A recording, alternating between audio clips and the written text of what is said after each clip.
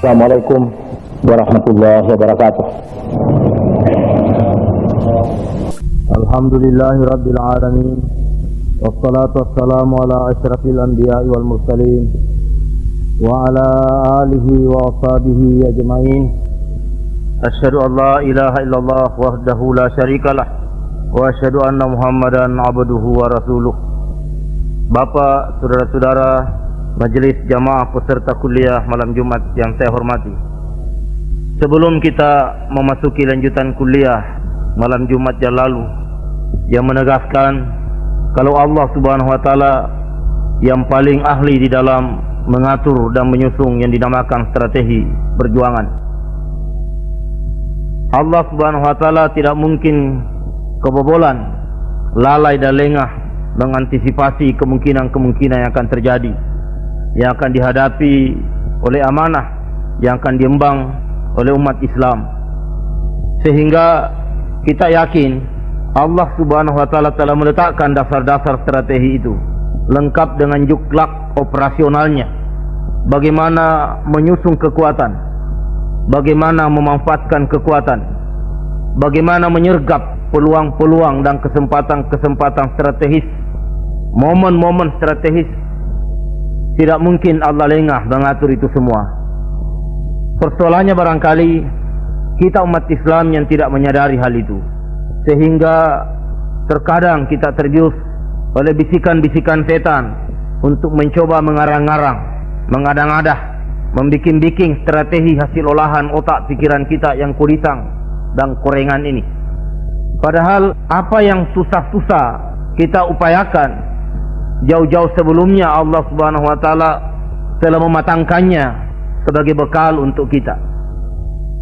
Tidak mungkin Allah Subhanahu wa taala membiarkan kita didalimi.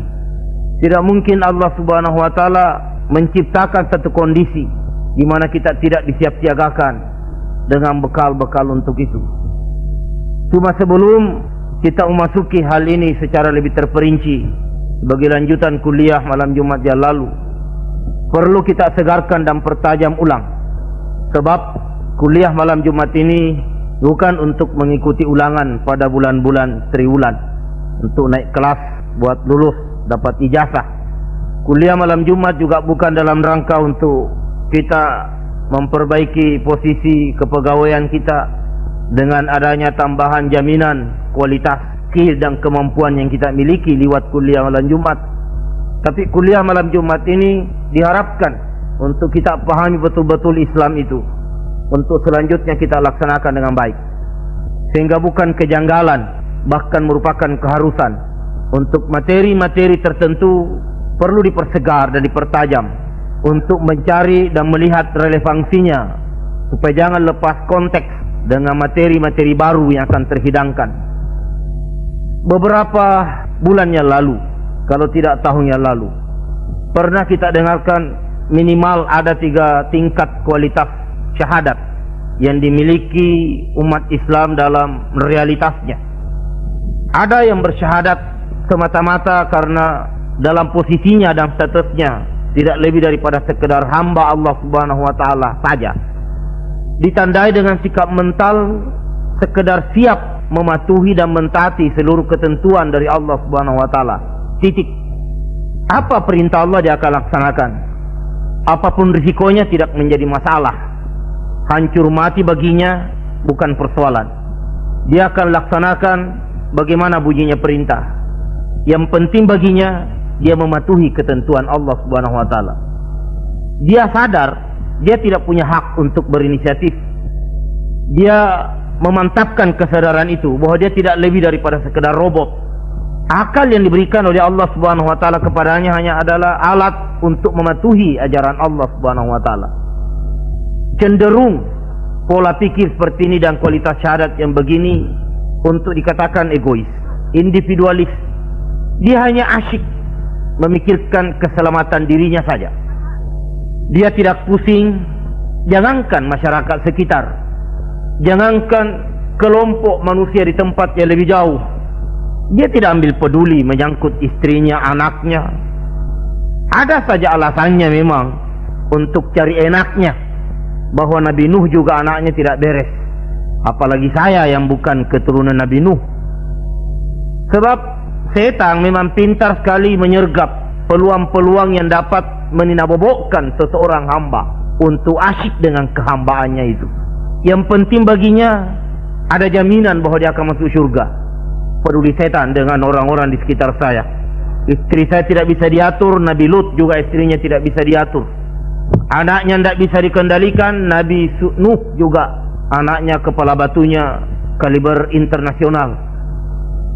Sehingga cenderung untuk dikatakan dia masa bodoh, acuh, tidak punya kepedulian.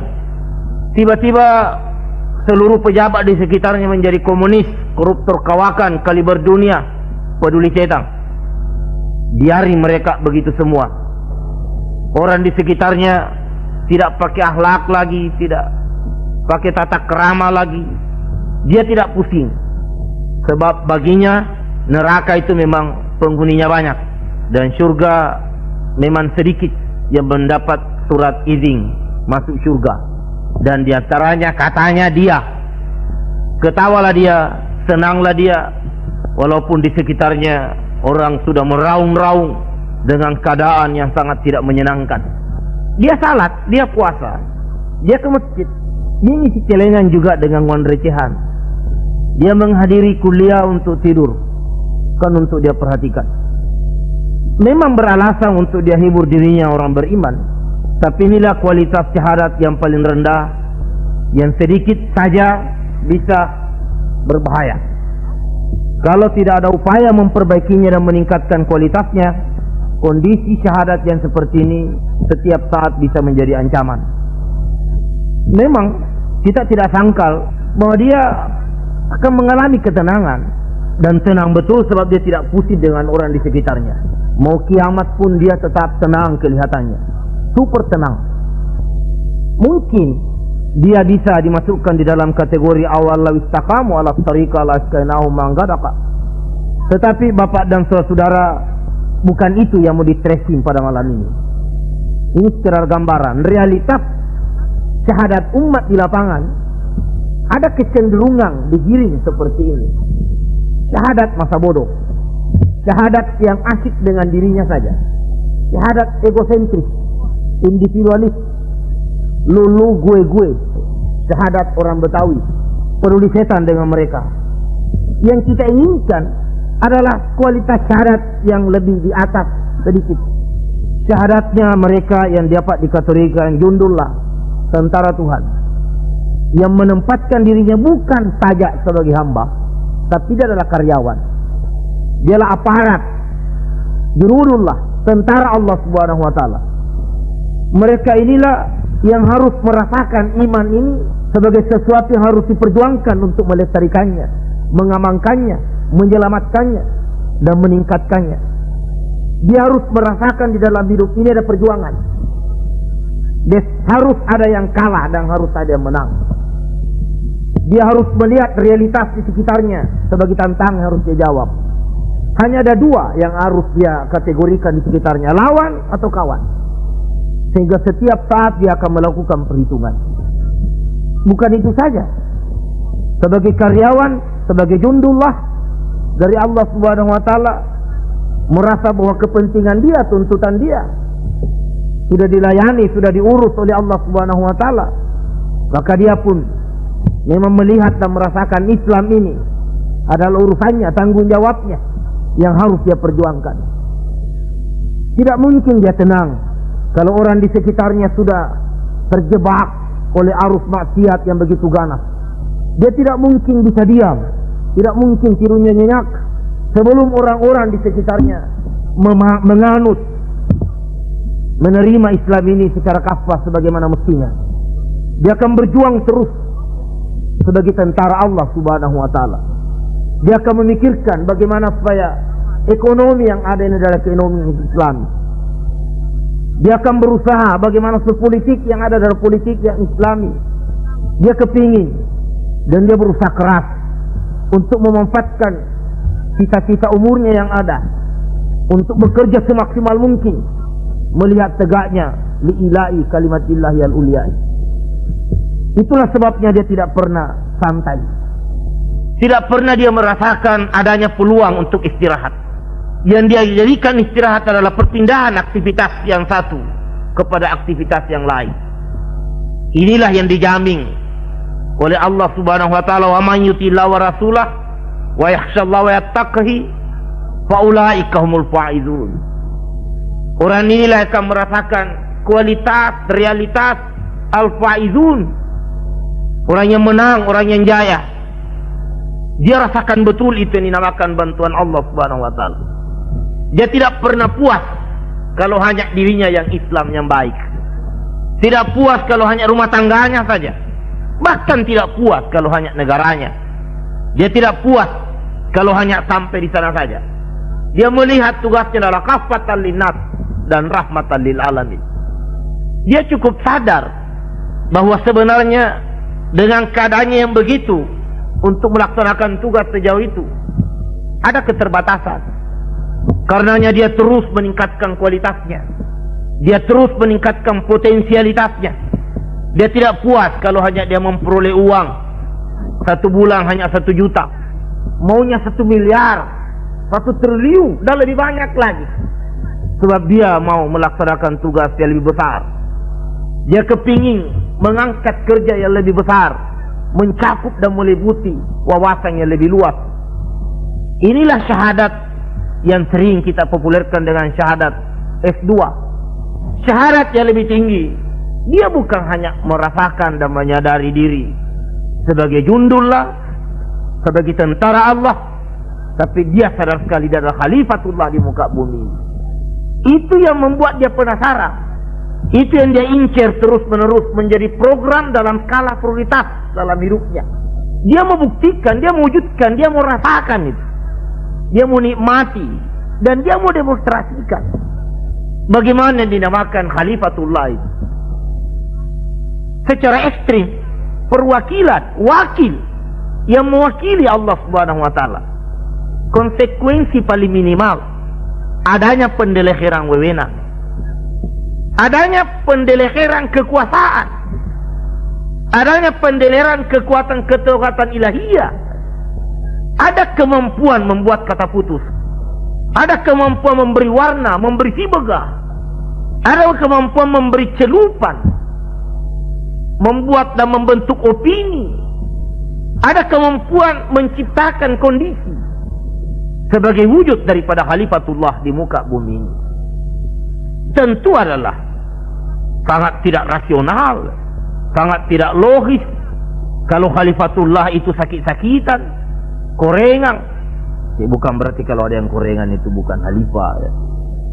Artinya bapak dan saudara, kalau khalifah itu dalam segala keterbatasan, jangankan ngurus orang lain, ngurus dirinya saya tidak bisa, ngurus anaknya tidak bisa, ngurus istrinya tidak punya wewenang. Sekali dipelototi mata menceretlah dia. Khalifah apa itu? Seorang khalifah, dia mampu warnai kehidupan dunia. Dia selalu menjadi berita headline di koran-koran yang pasarnya di seluruh dunia. Tidak berarti bahwa kalau tidak pernah dimuat itu bukan khalifah. Mudah-mudahan dapat dimengerti apa yang dimaksud itu. Seluruh geraknya menjadi berita, mempengaruhi. Dan kalau itu dia belum capai, dia upayakan sehingga sadar akan keterbatasannya. Dia benahi dirinya. Dia jalin kerjasama dengan yang sama-sama menyadari hal ini. Dia susun kekuatan. Dia bikin garis komando. Dia wujudkan manajemen yang Islami, yang melahirkan potensi kekuatan yang memang bisa beralasan untuk dikatakan inilah khalifatullah di muka bumi, yang mampu memberi warna, memberi sibegah, mempengaruhi putaran kehidupan di dunia ini, mempengaruhi struktur politik, ekonomi, sosial, budaya manusia di dunia ini. Mestinya bapak dan saudara-saudara, kita iri kalau kita mengklaim diri sebagai khalifatullah yang dimuat di koran Mike Tyson terus, padahal tidak ada secuil tugas khalifah yang dia kerjakan. Ganti yang ngajak orang dipukulin, tapi dia yang merebut berita, Nyaris sampai orang-orang di Gunung Binjai yang tidak dikenal Mike Tyson pun tahu siapa Mike Tyson itu. Pengembala kerbau di kampung-kampung. Dia pajang fotonya Mike Tyson di dinding rumahnya, di dekat dapurnya. Ada juga orang Islam yang masuk surat kabar Basri Master hanya karena dia mau digantung. Mestinya tidak begitu bentuk berita kita sebagai Khalifatullah. Kita mesti rebut opini masyarakat ini. Kita membentuk opini sehingga tidur kita, ngomong kita, program kita membuat semua presiden membelalak matanya di mana-mana. Apalagi yang mau dikerjakan si Bacok itu, si Langkodi itu, si Nanang itu. Begitu minimal mestinya realitas kualitas seorang khalifah. Sebelum kita sampai ke tingkat memberi warna, memberi sibega, kualitas ini harus dicapai, posisi ini. Kalau Lin Xiao Liong punya konglomerat, sudah mulai melangkah ke Rusia. Koperasi yang mana yang memotong ayam beberapa puluh ekor saja satu hari karena tidak ada warga kita yang mesan. Itu dalam rangka juga untuk kita membuat satu konglomerat sehingga kita bisa atur, kita bisa warnai, kita bisa pengaruhi. Tidak dilarang Bapak dan Saudara struktur kehidupan ekonomi bangsa Indonesia.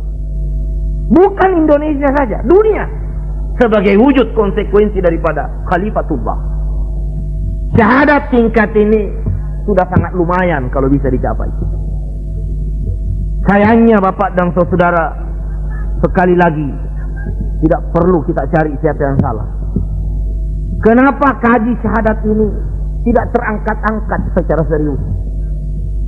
Kenapa tidak ditanamkan ke dalam diri umat Islam tingkatan syahadat, dari syahadat seorang hamba yang hanya asyik dengan dirinya, mau masuk surga sendirian dan senang kalau orang lain masuk neraka, siapa suruh, nasib mulu. Pendirian begini Bapak dan Saudara, syahadat yang paling rendah, yang kalau tidak ada usaha meningkatkannya cukup diragukan kredibilitas, validitasnya. Syahadat yang sedikit sudah bisa dikatakan punya gigi dan bisa menggigit. Syahadat sebagai jundullah, sebagai tentara Allah Subhanahu wa taala, sudah menganggap dan melihat Islam ini sebagai urusan dan tanggung jawabnya. Cukup sedih, cukup mengganggu tidurnya dan kebahagiaannya kalau dia lihat Islam tidak memegang posisi dominasi di dalam kehidupan keseharian. Tapi yang cukup lumayan, dan itulah hendaknya merupakan satu harapan kita, syahadat sebagai seorang khalifah di muka bumi, di mana dia mampu memperlihatkan keunggulan-keunggulan itu. Disinilah perlunya kita menjalin yang dinamakan kerjasama, memiliki yang dinamakan garis komando, menyatukan potensi kita yang terpencar di dalam satu wadah, sehingga kita bisa bukan saja konglomerat di bidang ekonomi, tidak punya konglomerat di bidang sosial budaya, konglomerat di dalam membentuk peradaban, membangun peradaban pada abad sekarang ini, konglomerat di dalam membentuk cara berpikir dan pola memandang. Sebab hanya dengan menjalin kerjasama yang baik sehingga kita bisa eksis menjadi kaujasa di wahid, barulah ada harapan, insya Allah eksistensi kita sebagai khalifah dapat diakui adanya. Ada memang yang kemudian melangkah lebih jauh, syahadat S4. Bukan saja dia merasa diri khalifah, tapi dia sudah sampai kepada tingkat dia tidak pernah mengakui dirinya ada. Yang ada cuma Allah Subhanahu wa taala. La wujuda illallah, tidak ada yang wujud selain Allah. Dan dia juga merasa dirinya tidak ada. Yang ada ia rasakan adalah Allah Subhanahu wa taala. Hingga dia kadang-kadang dicap orang senewen, orang sinting. Inilah yang sering barangkali dicap oleh orang waliullah. Dia memang dia tidak punya selera pribadi lagi. Makan baginya bukan karena dorongan nafsu. Makan baginya bukan lagi satu perencanaan, bukan lagi menyita pikirannya, menyita otaknya. Tapi kalau ada wali yang meraung-raung kelaparan, itu wali aneh. Ada wali yang emosional, itu wali objek wisata. Tidak begitu format wali yang dikehendaki dalam kaitan ini. Sehingga yang paling aman Tidak usah macam-macam. Tidak usah mengejar target itu. Jadi khalifah saja. Dan insya Allah, kalau kualitas khalifah dapat dipertahankan, pelan-pelan meningkat, tidak usahlah menjadi target untuk mencapai syahadat S4. Barangkali Allah Subhanahu Wa Taala, bukan barangkali, Allah lebih tahu siapa yang mampu untuk sampai ke realitas posisi kualitas yang seperti itu. Untuk itulah Bapak dan saudara, Pondok Pesantren Hidayatullah ini kita adakan, supaya di wadah ini yang dimotivasi memang keberadaannya oleh kesadaran keterbatasan kita. Kewajiban kita sebagai Khalifatullah menciptakan keseimbangan di muka bumi, memelihara kelestarian alam yang dibuat oleh Allah sedemikian rupa indahnya dan cantiknya, menciptakan kehidupan yang penuh kedamaian, sehingga kalau ada yang macam-macam dapat dipelototi mata. Umpamanya ada seorang presiden yang cukup nakal seperti Kusesku, seperti Jenderal Noriga. Mestinya Bapak dan saudara, kalau kita sudah berada dalam potensi khalifah, itu dapat dipelototi macam-macam kamu sesuatu. Kalau kau tidak rubah sampai besok, jangan nyesal. Itu baru eksis namanya sebagai Khalifatullah di muka bumi. Bukan Bapak dan saudara-saudara ada ambisi, sebab ini bukan potensi politik yang menjadi target, tapi ini tanggung jawab bahwa menciptakan kehidupan yang penuh kedamaian, tugas kita sebagai Khalifatullah di muka bumi. Jangan menganggap bahwa itu bukan urusan kita. Sekian ribu, sekian juta orang kelaparan di Bangladesh, di Ethiopia, di negara Afrika mana. Jangan dikira bahwa kita tidak akan dimintai pertanggungjawab oleh Allah Subhanahu Wa Taala pada suatu ketika.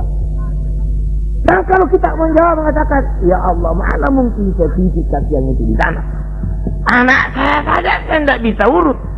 Diketok sudah kita, salahmu sendirinya. Sudah segala macam peralatan, instrumen, perabot diberikan kepada kamu untuk tampil sebagai khalifah, memikirkan kafatan linnas. Kenapa kau tidak gunakan? Saya tidak tahu. Dari ketok lagi, kenapa kau tidak pelajari? Kita diberi peluang, diberi kemungkinan untuk mempelajari itu semua. Jadi tidak boleh dan tidak mungkin Bapak dan saudara. Banyak sekali statement-statement Allah Subhanahu Wa Taala yang mengancam dan mengingatkan hal ini. Sampai dengan tajam Rasulullah pagi-pagi sudah mengantisipasi daripada Nabi yang dimarahin Tuhan. Nabi sudah mengingatkan, malam yatam wa bi'amril muslimin falaisa lillah. Barang siapa yang tidak memikirkan, mementingkan, barang siapa yang tidak punya kepedulian, tidak punya kepekaan dengan urusan nasib umat saya, dia bukan umatku. Apa sudah tanggung jawab kita dengan umat Islam di Palestina yang dibantai tiap hari oleh orang-orang Yahudi? Apa sudah urusan dan tanggung jawab kita, kepedulian kita dengan umat Islam di Afrika sana, yang di Rusia sana, yang sekarang lagi dibantai oleh Rusia karena keinginan untuk memisahkan diri dari negara komunis? Apa cukup kita berkata, mudah-mudahan mereka kasihan, berhasil? Apa cukup itu Bapak dan saudara? Dan itu pun barangkali tidak. Kita hanya pusing dan sibuk. Rumah mau ditambah menjadi 3 tingkat. Istri kalau perlu tambah lagi jadi 3 orang. Anak bagaimana supaya ranking 1 terus. Bagaimana supaya kita bisa juga terpilih jadi ketua RT. Kita tidak pernah peduli. Dan sikap tidak punya kepedulian, bukan sikap, bukan watak, bukan profil seorang muslim yang baik Bapak dan saudara-saudara. Bukan ambisi, bukan emosi, tapi rasa tanggung jawab. Kita akan diminta pertanggung jawab oleh Allah Subhanahu Wa Taala menyangkut ini semua. Tapi sadar akan keterbatasan kita. Inilah gunanya ada wadah. Lembaga Pondok Pesantren Hidayatullah akan mampu memungkinkan kita semua dapat melaksanakan tugas dan kewajiban menyantuni anak yatim yang terlantar, Minimal bapak-bapak, carilah anak yatim yang terlantar. Kita diri di Gunung Tembak. Kemudian bersama-sama kita mengirim fasilitas, kemampuan dan kelebihan yang kita miliki. Itu namanya sudah tercatat.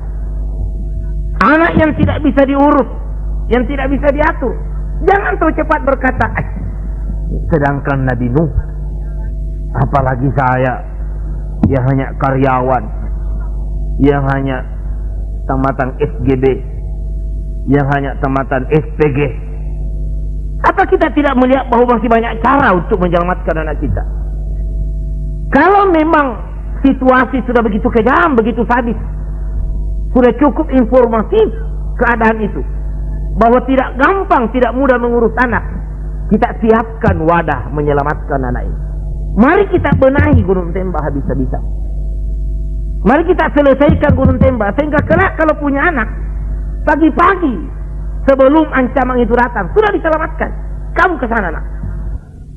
Kiai di sebelah kanan kita, ketua majelis ulama di sana.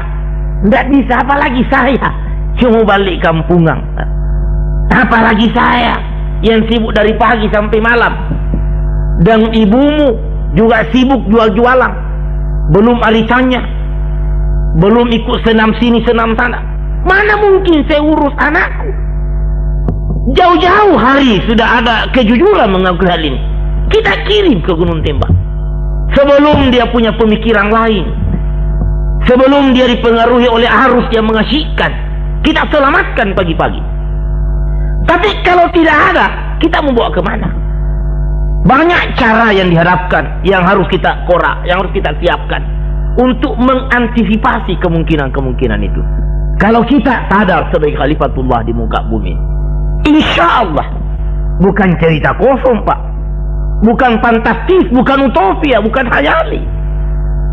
Kalau satu ketika bukan saja anak yatim dan terlantar yang ada di Indonesia yang akan kita urus, yang ada di Asia, yang ada di Filipina, yang ada di Mindanao, yang ada di negara-negara Afrika. Apa salahnya itu merupakan urusan dan tanggung jawab kita? Kita bikin cabang di Afrika, di Eropa, pesantren Hidayatullah, cabang New York, cabang Washington, cabang Peking, cabang Moskow. Negara Pancasila tidak melarang hal yang seperti itu, Bapak dan Saudara. Berbahagialah kita. Dan itulah sebabnya kita juga segera membentuk cabang di Pakpak, di Merauke, di Modokwari, di Jayapura, di Sorong. Sebab menyedihkan berita dari sana. Umat Islam di sana pernah, mereka di sana, jangankan agama, caranya hidup saja mereka tidak ngerti.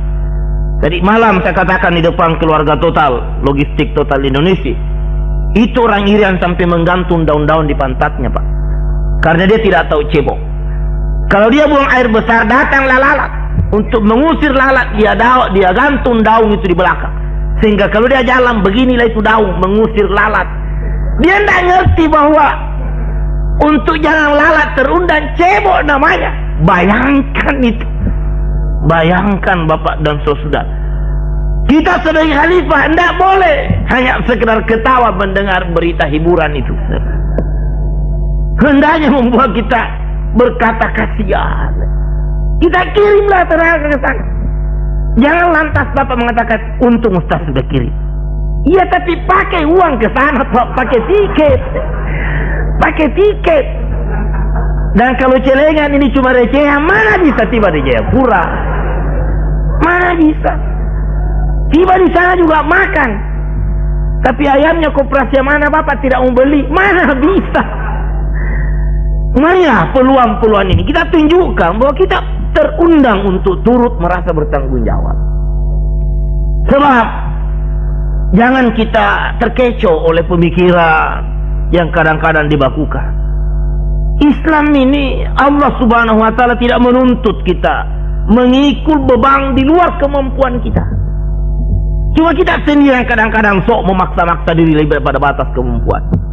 Itulah sebabnya di pesantren kita bikin program begitu sistematis, sambil kita tingkatkan kemampuan, sambil kita angkat kerja-kerja lebih besar. Kita tingkatkan juga program. Setiap kekuatan bertambah, beban juga kita tambah. Sebab sebenarnya Allah Subhanahu wa Ta'ala seperti yang saya katakan, ahli strategi. Syahadat adalah potensi kekuatan dasar Kemudian salat adalah metode pemantapan, peningkatan, pengembangan, penambahan kekuatan itu. Atau dapat dikatakan salat atau ibadah adalah pencairan daripada kekuatan syahadat itu. Penjabaran, perincian, penyusunan kekuatan yang sudah diperoleh lewat syahadat itu. Kekuatan dasar yang diperoleh daripada syahadat itu yang dibenahi, itu yang disusun, itu yang dijabarkan, itu yang dirinci, itu yang diorganisir lewat salat, itu yang dicek sejauh mana sudah kualitas, potensialitas syahadat kita lewat salat. Kalau salat kita sudah mulai saf, tersusun rapi, kalau azan orang pada datang berjamaah 5 kali sehari semalam, itu sudah jaminan bahwa syahadat orang Islam di sana sudah cukup meyakinkan kekuatannya. Pernah saya kemukakan Imam Syafi'i pernah singgah di salah satu kampung untuk salat. Sesudah selesai salat, sebelum salat, Imam Syafi'i berkata, kita akan bermalam di kampung ini. Tapi sesudah selesai salat, dia bilang kita teruskan perjalanan. Tidak jadi kita bermalam di kampung ini. Di tengah jalan para muridnya bertanya, kenapa Ustaz? Bilang umat di sana tidak bisa dipercaya. Apa dasarnya? Apa identitasnya? Apa indikatornya? Dibilang coba saja lihat tadi safnya tidak mau lurus-lurus. Imamnya sudah 3 kali bilang luruskan saf. Disuruh maju malah mundur. Disuruh mundur maju. Bilang ke depan, dia ke kiri. Nah ini Bapak dan Saudara, ini satu tanda bahwa syahadat umat yang seperti ini memang belum eksis. Untuk luruskan saf kok repot betul. Syukurlah malam Jumat ini satu indikator. Pelan-pelan kekuatan sudah mulai tumbuh. Sudah rapi, tidak ada lagi yang menghadap ke selatan, ke utara. Sudah ke barat, tidak ada lagi yang sandar. Dan tidak ada yang ngotot. Ke depan dia malah mundur. Dipanggil ke depan, dia turun di tangga. Dipanggil, naik kembali, pulang dia. Nah ini kan memang penyakit ini Bapak dan Saudara, penyakit. Untuk ngurus saja saf kok repotnya, tidak ketulungan. Dan ini sangat tidak efisien. Inilah yang membuang energi sekian lama Bapak dan Saudara. Pengalaman kalau ada pesta, tuan rumah setengah mati mengatur tamunya. Di sini Pak duduk di sini, dia ngotot di sini aja sini aja. Kalau 5 orang begitu, bayangkan kacaunya suasana Bapak dan Saudara. Di sini Pak duduk, di sini aja sini aja. Maka dipanggil makin mundur. 1 kali dipanggil jatuh dia, sebab sudah di pinggir lantai Bapak dan Saudara. Nah inilah umat Islam memang tidak terbiasa diatur itu. Ada kesan mengurangi asasi, mengurangi kemerdekaan. Ada kesan diperbudak kalau duduknya saja diatur. Tapi siapa yang tidak tertarik, siapa yang tidak asyik, siapa yang tidak senang melihat keteraturan itu? Lihatlah di beberapa masjid kalau orang ceramah Bapak dan Saudara, masjidnya besar, ada yang duduk di sudut paling depan di sebelah kiri, sibuk dengan kukunya yang dia potong-potong dan digigit-gigit. Ada yang duduk di sudut sebelah kanan, sementara ngantuk, air liur juga sudah mulai meleleh sedikit-sedikit. Yang satunya duduk di sudut paling belakang, dipanggil panitia malah dia keluar. Yang lain di tengah cerita Bapak dan Saudara, sementara panitia sibuk mengurus piring dan gelas, dan dia sudah makan duluan. Mubaliknya setengah mati ceramah, tidak ada yang perhatikan itu. Semua cari pinggir, mau merokok, kemudian gantian batuk. Kalau ceramah sudah tidak menarik, pelan-pelan baku cubit, ayo pulang aja yuk, bulik barataan. Habis Bapak dan Saudara, habis. Tapi kalau suasana seperti malam Jumat, sapian rapi, siapa yang tidak tertarik?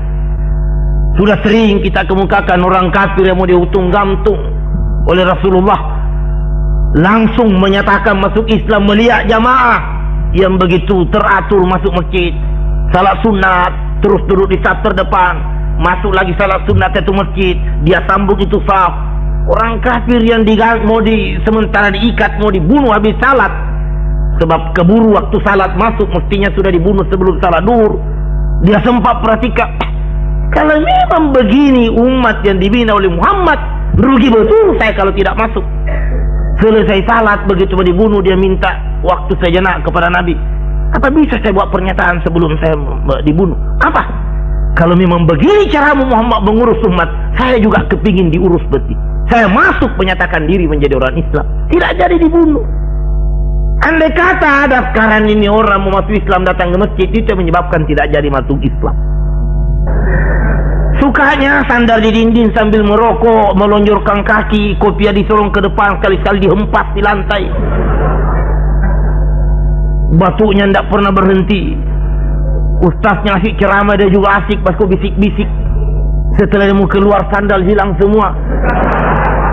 Disembunyikan panitia. Iya Pak dan saudara, siapa yang mau masuk Islam kalau begini kondisi umatnya? Celengan beredar mengganggu lingkungan hidup saja. Kayak anda ada yang bawa uang kertas. Sepertinya sengaja dibawa uang yang tidak laku untuk dicelengang. Nah ini kalau begini realitas umat Islam, apa yang menarik Pak? Apa yang menarik? Keteraturan, kerapian ini merupakan satu wujud yang punya daya tarik sendiri, punya pesona tersendiri. Dan inilah yang harus kita sadari bahwa tugas utama Rasulullah sallallahu alaihi wasallam secara tajam itu ini bukan mengada-ngada. Innama bu'istu liutammima makarimal akhlaq. Ditekankan bahwa Muhammad jangan sampai kau lupa dan beritahu juga umatmu. Tugas utama saya, bisloid, diktum yang dicantumkan dalam bisloid pengangkatan saya sebagai nabi, sebagai rasul, liutammima makarimal akhlaq, adalah untuk menyempurnakan akhlak yang mulia, untuk menciptakan akhlak yang mulia. Itu tugasnya Rasulullah sallallahu alaihi wasallam. Bukan untuk menegakkan negara Islam, bukan untuk mewujudkan pemerintahan Islam, untuk makarimal akhlak Bapak dan saudara-saudara. Dan inilah yang pernah dan barangkali sekian lama kita lupa. Syahadat kekuatan dasar. Ibadah adalah pencairan, penyusunan, perapian daripada kekuatan itu. Dan akhlak adalah juga operasionalnya, pemanfaatan daripada kekuatan itu. Senjata umat Islam yang paling ampuh, senjata umat Islam yang paling hebat adalah akhlak Bapak dan saudara-saudara. Bilal bin Rabah masuk Islam bukan karena digertak oleh karateka orang Islam, bukan karena ditodong dengan senjata, bukan karena diancam mau dibunuh. Konon menurut catatan sejarah, Bilal masuk Islam karena Nabi mengirim salam kepada Bilal. Satu ketika ada temannya Bilal lewat, Nabi mengatakan, monyong, fulan bin fulan, sampaikan sama Bilal salam saya. Iya Rasulullah. Ketemu Bilal, seorang penduduk yang tidak punya KTP, dianggap warga negara yang tidak punya hak ikut pemilu, tidak ada dalam sensus sebagai warga negara, menerima salam dari seorang yang dihormati, disegani, ditakuti, Rasulullah sallallahu alaihi wasallam. Mendengar bahwa dia dikirimi salam, hampir pingsan Bilal bin Rabah. Betul saya dikirimi salam, betul. Nah cuma satu Bilal di muka bumi ini, cuma kamu. Jadi Rasulullah kirim salam kepada Rasulullah. Hampir pingsan Bilal. Gembiranya luar biasa, merasa dan menganggap dia punya harkat, martabat luar biasa terangkatnya dengan salam itu. Ini senjata akhlak Bapak dan saudara-saudara. Senjata akhlak. Dan beberapa Abu Sufyan masuk Islam adalah karena akhlak Nabi. Dia tahu ini pejabat yang paling kepala batu. Sufyan ini adalah orang Quraisy, neneknya orang Portugis dari Sulawesi Selatan barangkali. Tawanya tidak ketulungan. Nabi tahu bahwa ini Abu Sufyan sebenarnya sudah nyerah, cuma tawa yang mencegah dia untuk nyerah. Begitu Nabi tahu posisi Abu Sufyan, Nabi membuat satu pernyataan. Siapa yang mau aman, masuk di masjid. Siapa yang mau aman, berlindung di Ka'bah. Siapa yang mau aman, masuk di rumahnya Abu Sufyan. Merasa dia punya status sosial dihargai, langsung menyerah seluruh totalitas dirinya, mengakui kerasulan Rasulullah sallallahu alaihi wasallam. Ini akhlak Bapak dan saudara-saudara. Akhlak adalah senjata yang paling ampuh, senjata yang sangat potensial, senjata yang sekian lama kita tidak manfaatkan. Kalau syahadat kita memang sudah benar, dia akan bertumbuh, berkembang, bertambah lewat ibadah. Dia akan tersusun rapi Dan kalau ibadah sudah melahirkan akhlak, temuilah orang, ajaklah berkomunikasi lewat penampilan kita, lewat sistem komunikasi kita, dia akan tertarik, dan gara-gara itu dia akan belajar berislam, dan gara-gara itu dia akan berislam. Ini yang ditekankan oleh Allah Subhanahu wa taala. Laqad kana lakum fi Rasulillah uswatun hasanah. Bukan dia sebagai kepala negara, dia sebagai manusia. Bukan contoh teladan hanya untuk presiden, hanya untuk kepala negara. Lakum, untuk kamu semua. Nabi contoh teladan bagi tukang becak. Nabi contoh teladan bagi rakyat kaum proletar, marhanis, rakyat gembel. Nabi adalah contoh teladan bagi presiden, contoh teladan bagi pejabat, contoh teladan bagi orang berharap, dan contoh teladan bagi orang kaya. Contoh teladan di segi apanya? Di dalam keberadaannya, di dalam kehidupannya, di dalam cara makannya, bapak dan saudara, di dalam cara bertutur katanya, di dalam cara menyapa, di dalam cara berkomunikasi. Dia adalah contoh teladan yang baik. Dan kalau kita sudah miliki ini, terlalu banyak orang bisa dibius dengan akhlak kita. Bukankah Rasulullah sallallahu alaihi wasallam pernah ditanyakan, bagaimana sih akhlaknya Nabi itu? Khuluquhu Al-Quran. Akhlaknya Nabi Al-Quran itu. Dan Al-Quran adalah senjata yang diberikan oleh Allah Subhanahu wa taala untuk Nabi menghadapi musuhnya. Ya, siapa yang menata dirinya dengan Quran, itulah senjata. Cara kita bertutur kata, cara kita berkomunikasi, cara kita membawakan diri, itu adalah senjata-senjata nuklir yang mampu membius bapak dan saudara-saudara. Karenanya digarisbawahi di dalam ujung surat Al-Furqan oleh Allah Subhanahu wa taala, wa ibadur rahman wa idza khatabahul jahiluna qalu salama. Apabila dia berkomunikasi dengan orang-orang yang kadang-kadang acuh, dengan orang-orang yang kadang-kadang tidak mengerti akhlak, dengan orang-orang yang tidak mengerti tata krama, dia tetap melayaninya dengan salama, dengan suasana yang penuh penghargaan. Dan ini adalah ciri orang Islam, bapak dan saudara. Nah, bagaimana cara kita berkomunikasi dengan pejabat-pejabat yang kadang-kadang memang tidak simpatik kepada Islam?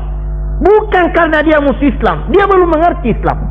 Mari kita berkomunikasi dengan baik dengan mereka.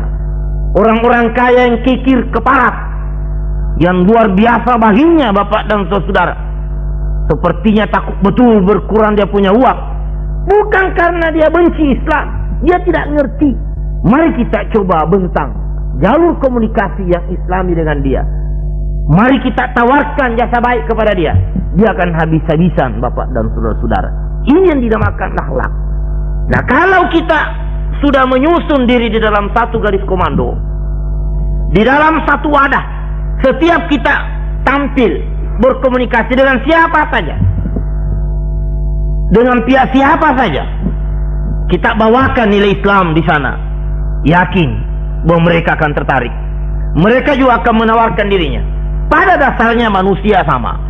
Di zaman Abu Jahal, di zaman Fir'aun, semua punya perasaan, semua punya keperluan, semua punya harapan. Dan Allah Subhanahu wa taala tahu betul keterbatasan keperluan manusia-manusia ini.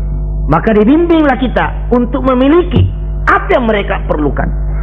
Sebenarnya menarik informasi yang sudah pernah kita lemparkan, bahwa menyebabkan banyak orang sakit saraf sekarang ini, yang menyebabkan banyak orang sintin-sintin sekarang ini, karena kekhawatiran dan kecemasan akibat sekian banyak bayangan yang menghantui dia, dan dia tidak tahu kemana dia mau mencari perlindungan. Resep paling mujarab untuk dia dikenalkan padanya Allah Subhanahu wa taala. Sesudah dikenal Allah Subhanahu wa taala, sesudah dia mengerti Allah Subhanahu wa taala yang Maha Penolong, Maha Pemurah, Maha Kuasa, Maha Tahu, dibimbing dia bagaimana cara berdialog dengan Allah, bagaimana cara berkomunikasi dengan Allah, bagaimana cara mengundang bantuan Allah, bagaimana cara meminta bimbingan dari Allah Subhanahu wa taala. Diantarlah dia salat yang baik. Pada saat dia salat yang mantap, menikmati salat yang khusyuk, tidak mungkin lagi dia kena yang dinamakan penyakit sinting, penyakit saraf, penyakit gila, penyakit yang melanda orang ini karena keliwat tegang. Dengan Allah Subhanahu wa taala tidak ada yang perlu kita cemaskan, bapak dan saudara. Cuma kualitas iman yang seperti ini Setiap saat dia bisa anjlok. Setan tidak mungkin tenang melihat eksisnya iman di dalam diri kita. Ini harus terus ditingkatkan. Tidak cukup dan tidak efektif meningkatkan iman hanya dengan kualitas syahadat S1 sebagai hamba. Kita harus tampil mengurus Islam ini. In tansurullah yansurkum. Nanti Allah menolong kita kalau memang ada keterlibatan kita secara langsung di dalam mengurus dan mempertanggungjawabkan Islam ini. Mari kita memikirkan ini orang Islam. Mari kita ambil beban sebesar-besarnya dan sebanyak-banyaknya, sejauh dan sebanyak kemampuan yang kita miliki. Insya Allah, Allah mulai berkenan memberikan tetesan-tetesan, bahkan limpahan petunjuk. Wa ma zadahum illa imana wa taslima.